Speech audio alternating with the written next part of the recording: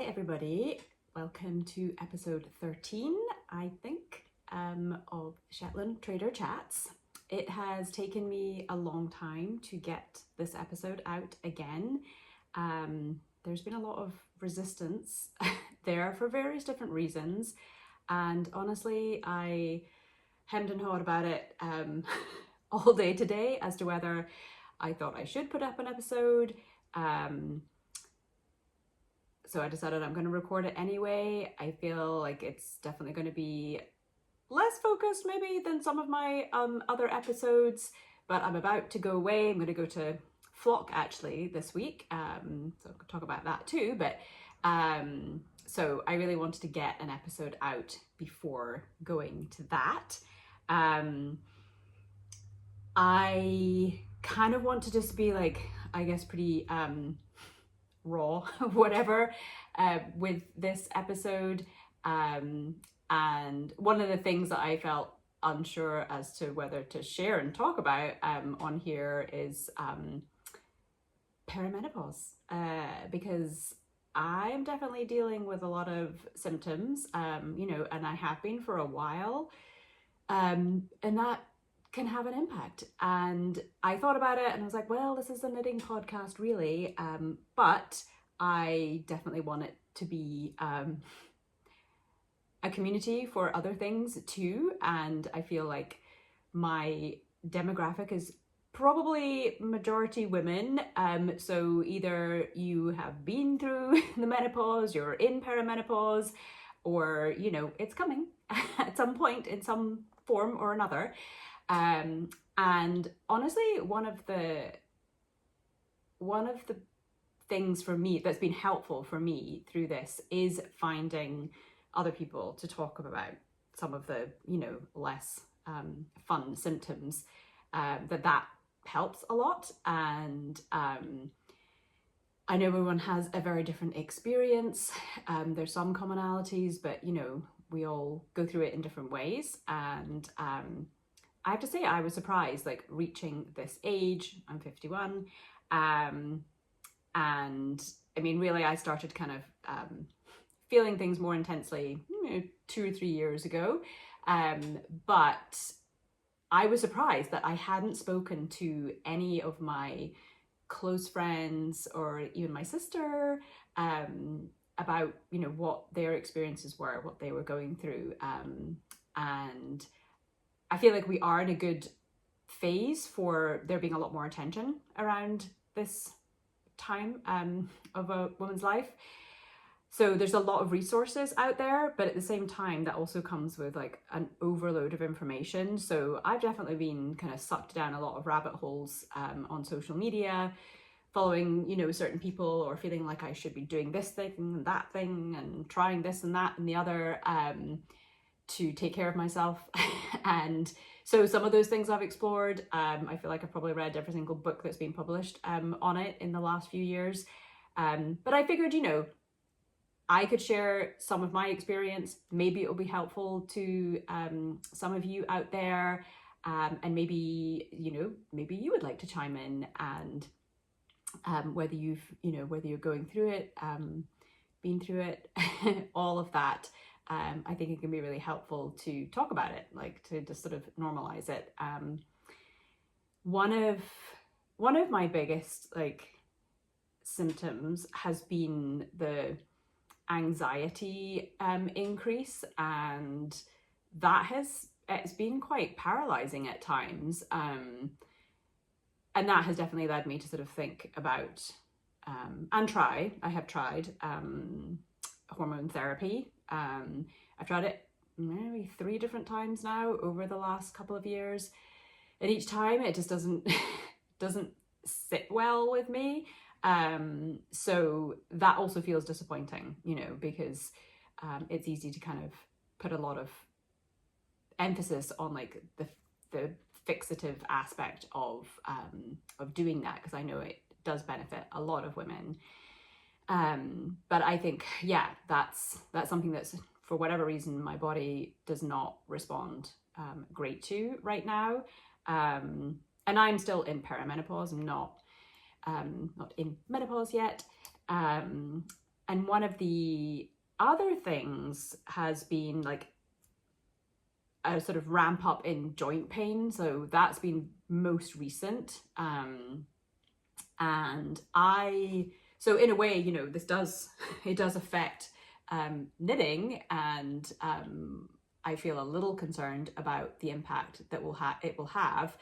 But I have had these, they're called Heberdon nodes on the top joints of my fingers. I've had those for a while, but they've been manageable. I mean, they do get exacerbated by intense knitting.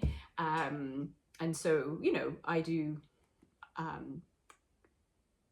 I'm aware of that, you know, and I do try to sort of pace my knitting and not do sort of ridiculous, intense sprints of knitting. But just recently, even a small amount of knitting has caused them to be very painful. And it's kind of moving down into, I feel it in a couple of my knuckle joints now too. And then other joint pain, just look in my knees, in my hips, that kind of thing. So that, yeah, obviously as a knitwear designer, I'm using my hands all the time.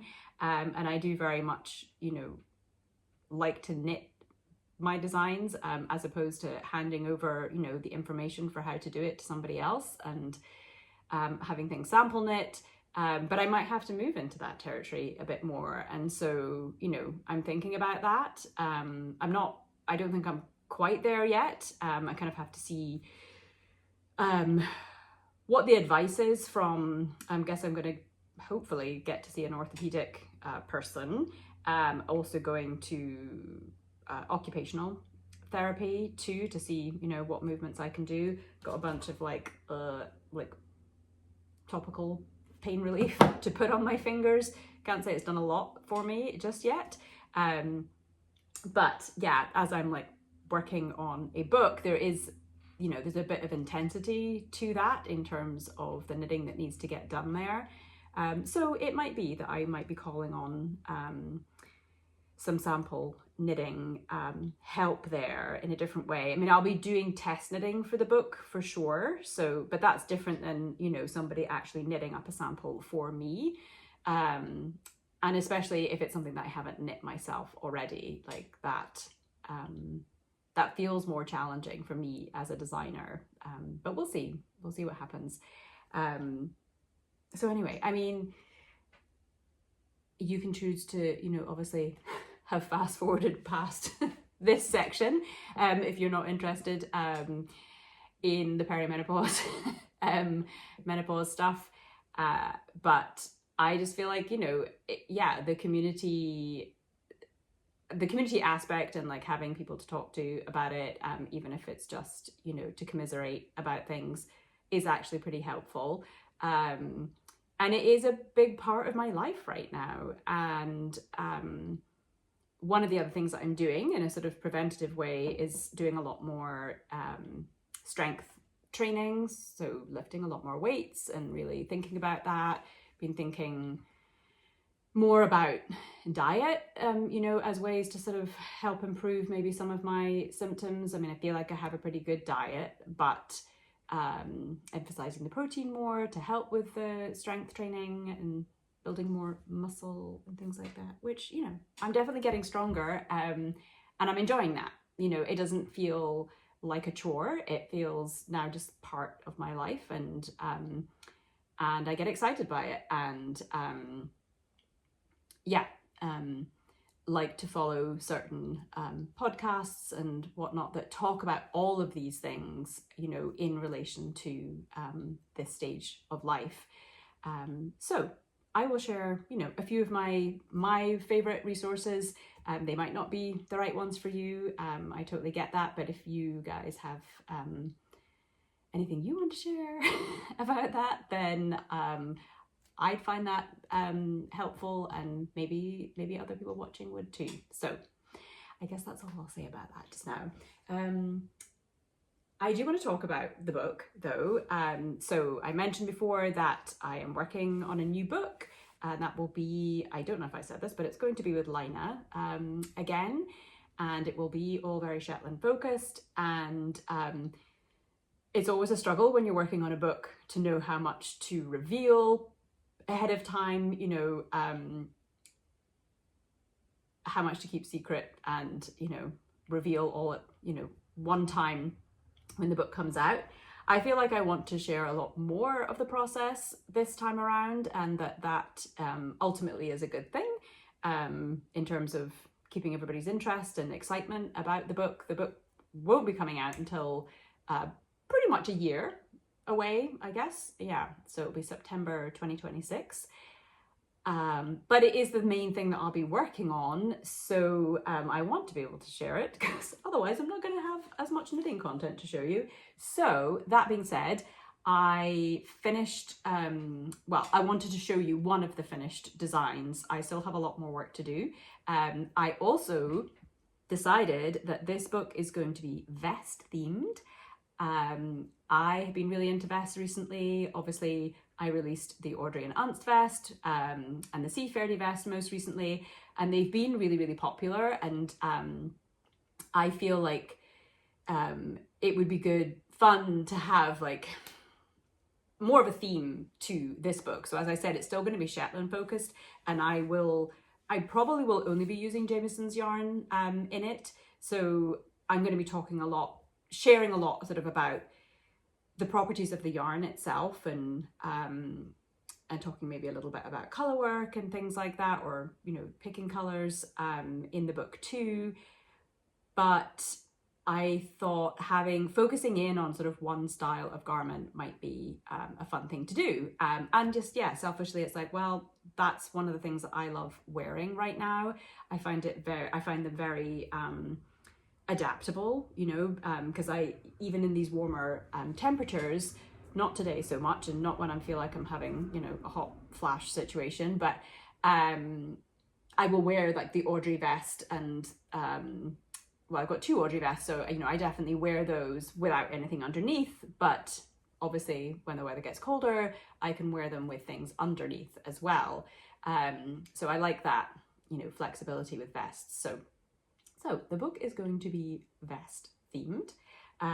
There might be a few accessories in there, but in terms of garments, it's just going to be vests.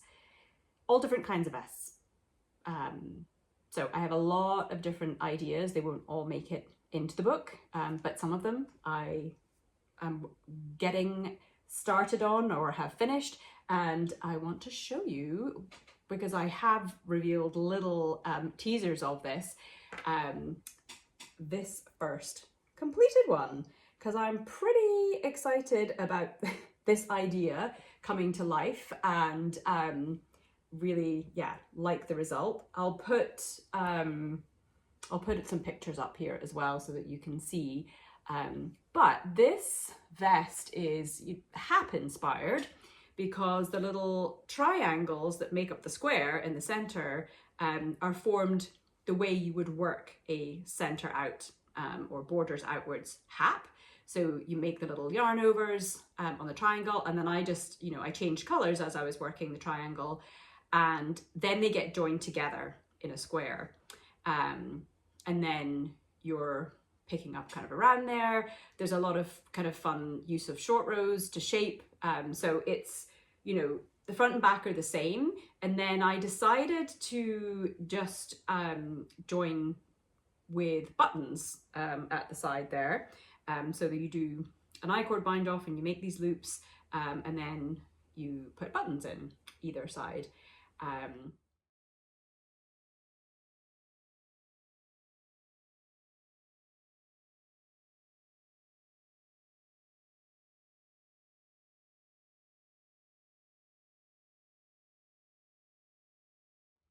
So you could make this all in one color. You could do, you know, these triangles differently. What's nice about the triangles in the center and the back there is that I actually used up scraps of Jamieson's yarn that I had. So it's a fun way to play with color and use up those little scraps that you have, because obviously that doesn't use that much.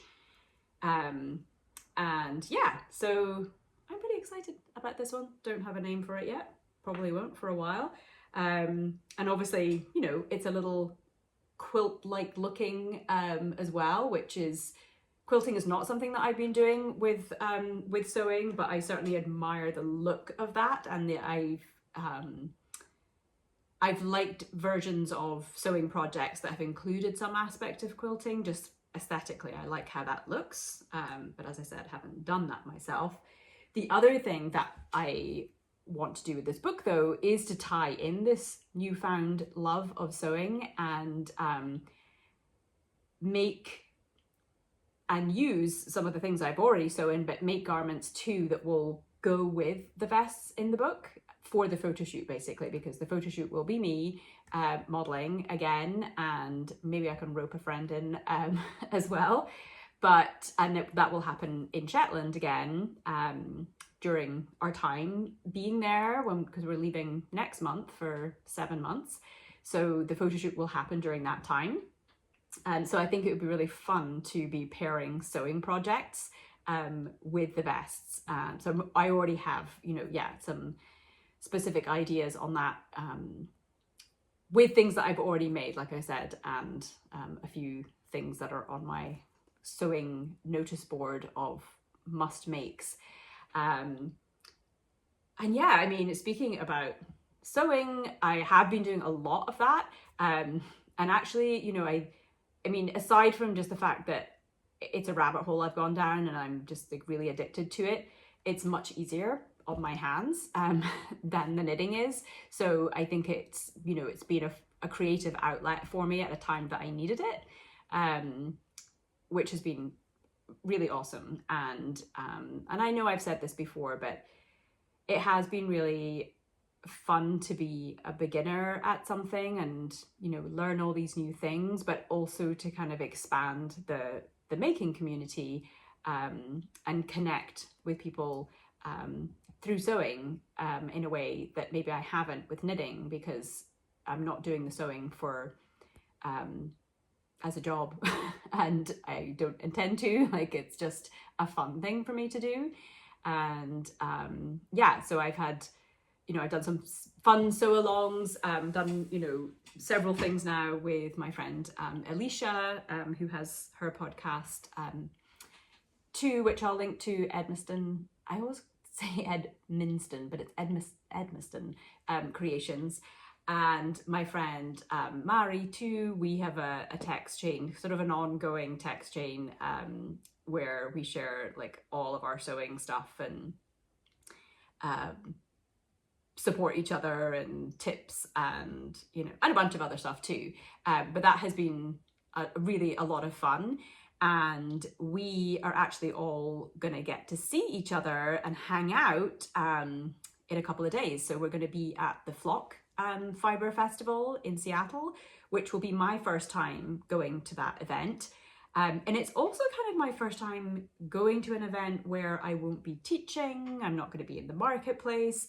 I'm just going to check out the scene, but also to hang out with friends that I've gotten to know over these last few months, and I'm really excited about that. That feels really special, and to take that time, and we're discussing the different things that we might cast on when we're there, or the sewing projects that we're bringing that we've made together, that kind of thing. And so that's been a lot of fun. And speaking of sew-alongs, one of the more recent ones I did was for this jumpsuit, which is the Nova jumpsuit.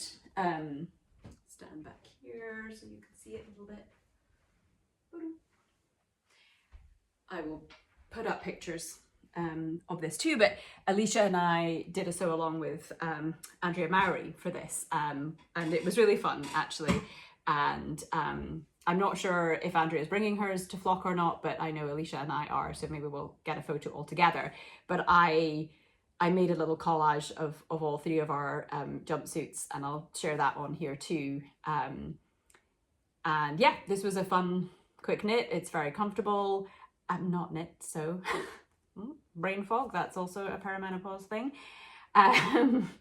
Yeah, it was a really fun sew, and I have I've sewed lots of other things. I probably won't go through all of those right now because I can't even remember which ones I've shared on here. But what I'm thinking is before I go to Shetland, I might do this is what I've sewed so far, because when did I start? I think I started in November last year. So I've accumulated quite a lot of things at this point. The other thing that I am working on and that I want to kind of tease to you a little bit is, you will remember me talking about the custom color that I made with Jameson. So this is called Hairst, and I originally made it as part of the Knit Stars program for that particular project. And it is, Hairst is the Shetland word for the autumn time or harvest time in Shetland. And during that time of year, kind of late September, the hillsides go this really lovely rusty reddy color, and it comes from the bog cotton grass that turns, the top of the grass turns this kind of color, and there's a lot of that over the hillsides in Shetland. So so that was the color that I was going for, and Jameson's, you know, they did all the blending to figure out the right recipe for it and sent me lots of different versions, and then we landed on this one. And so up until now, it has not been available to purchase from stores or from stockists in North America, but as of September 1st, it will be. And I mentioned before too that I'm no longer the brand director for Simply Shetland, but I am still a wholesale customer for the yarn. So I decided to purchase a whole bunch of this. So you can't see from here, but I have 3 very big boxes full of this yarn, and I'm going to do my own kit, which I will be talking more about and probably setting up pre-orders for towards the end of the month. It's going to be an accessory kit, and it will just be in this yarn. But it will, like with other kits that I did with Simply Shetland, this will just, you know, this will be mine. It will be under the Shetland Trader, but it will come in a custom bag, which my daughter's doing artwork for again. And yeah, and it's going to be a fun, different kind of accessory, very much Shetland inspired as again, but a type of accessory that I haven't really done before, so I'm pretty excited about that. And yeah, I want to tell you about that now. But you will be able to also order this yarn if you want it in different quantities. You'll be able to start getting that from stockists as of September 1st.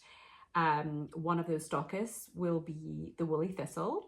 And I bring them up because, because I do a lot of stuff with them, and they've been very supportive of my work, and I've been involved obviously in lots of their knit-alongs and things like that.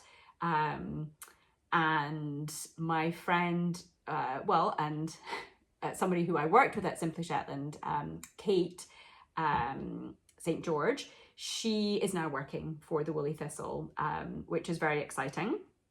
And they have brought me, or they asked if I would was interested in becoming a Woolly Thistle affiliate.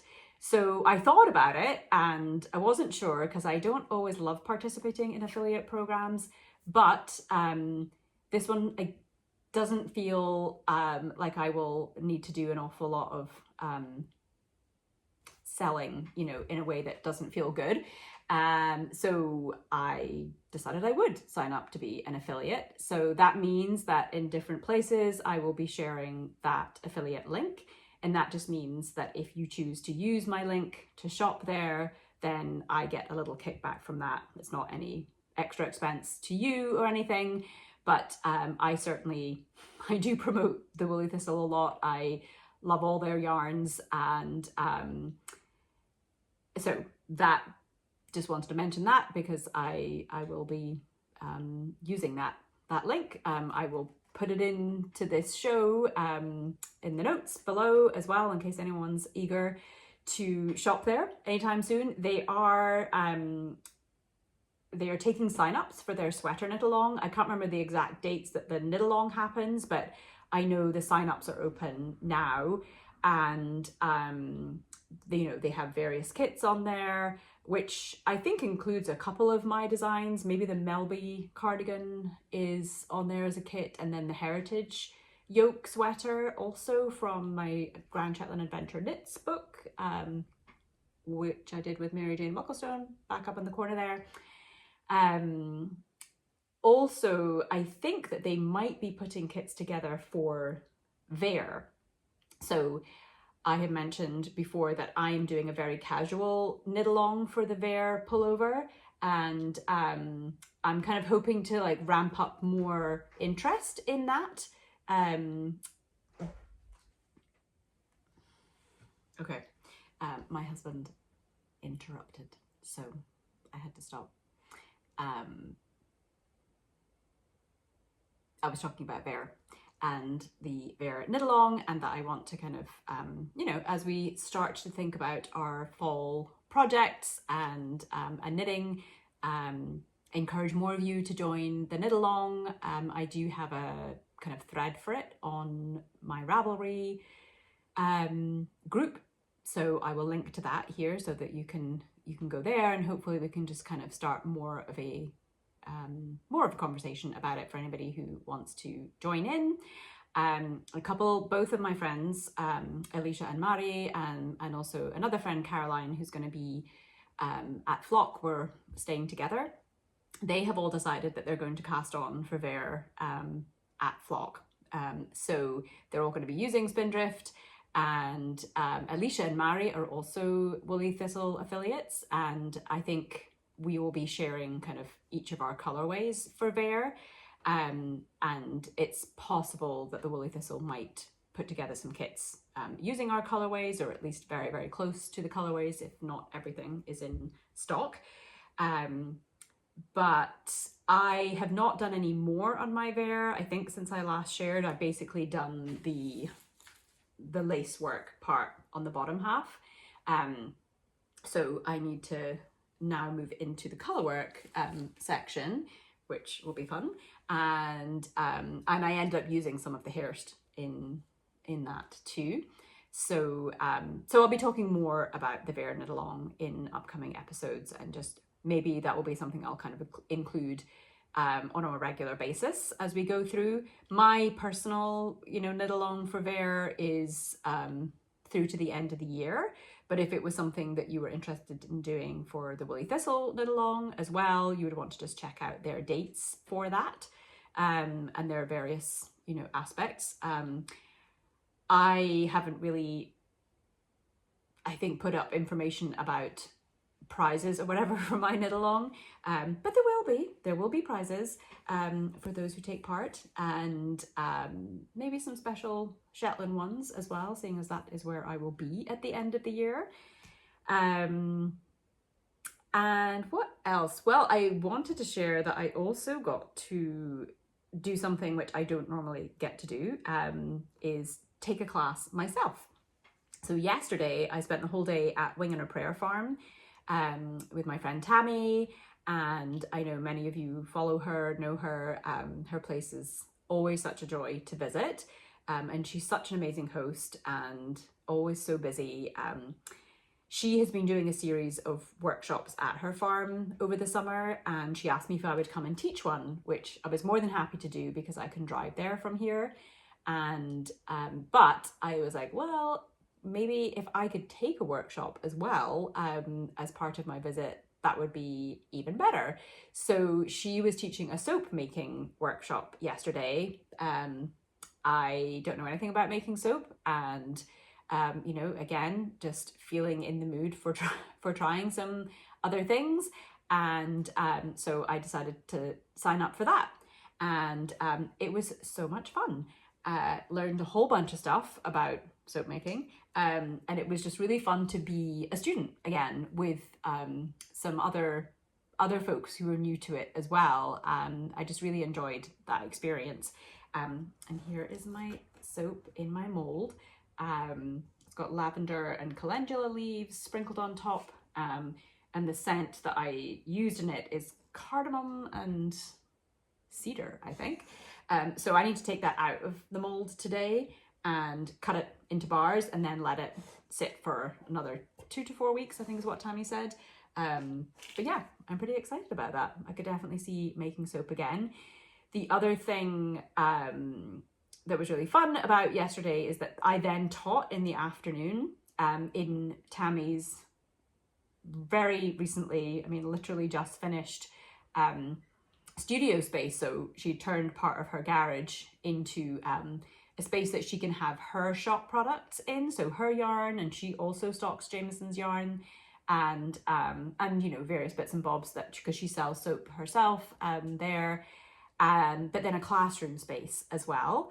And I got to be the first one to teach in that space, and it was really lovely. So if you get the chance to take a workshop there, I highly recommend it. And I think she will be scheduling more workshops now that she has that space. It will be easier for her to host things year round when she's not doing a million other things, which, you know, she does a lot of events. And then I think the last thing I want to say right now is that when I was with Simply Shetland, we would run these road shows or trunk shows that would go to stockists, and pretty much all the samples were my personal samples. So when I left, I did request to have all of those back, but I am sending out a road show of my own to stores. I was going to do 2, but it felt like too much to manage, and especially because we're going away, I really need the road show to just be on the road. So I'm just mentioning it because in case any store owners, you know, are watching, or you know a store that you would like to have a roadshow at, then to let them know that they can get in touch with me for scheduling that. All the samples are still samples in Jameson's Spindrift yarn. And I think that's going to be it. Thanks if you stayed watching throughout this whole episode. I definitely feel like it was a pretty unfocused one. And, you know, I mean, I could apologize for that, but I figured I would just come on here and get an episode out anyway. I hope you enjoyed it, and I will, next time I'll give you an update on Flock, and maybe if you're going to be at Flock, please, you know, say hi if you see me there, and I will see you next time.